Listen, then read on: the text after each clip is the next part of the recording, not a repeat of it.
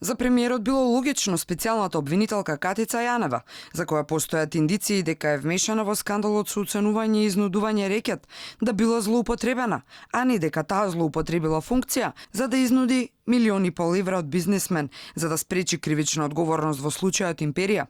Зошто е земен телефонот? Логично. Јас тоа што го чувствувам е дека суштината на обвинението потекнува тука дека е користена шефицата на специјалното јавно обвинителство во уцената, изнудување на пари, изимање пари или слично, па треба да проверат дали навистина тоа е така и за самиот случај воден од истрагата против првообвинетиот. Подоцна се себе демантираше, па рече оти такво нешто не кажал, туку рекол оти правосудниот систем, односно истрагата, требало да ја утврди вистината. Тоа значи дека веќе прејудицирате како ќе заврши оваа истрага во врска со Јанева или пак едноставно имате некакви информации дека не е виновна таа, односно дека не е директно вмешана. Не сум кажал искористена, сум кажал да каже јавното обвинителство дали била злоупотребена или употребена или инволвирана.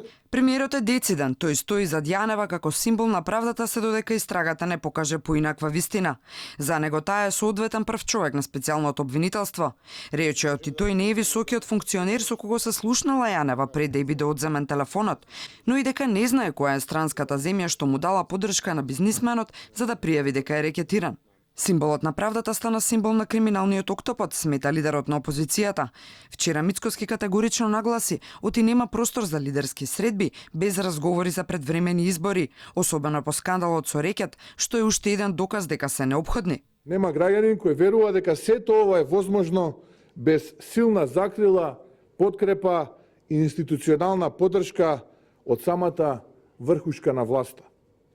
Затоа вчерашната панична акција е само театар да се спасат вистинските нарачатели на ваквиот криминал.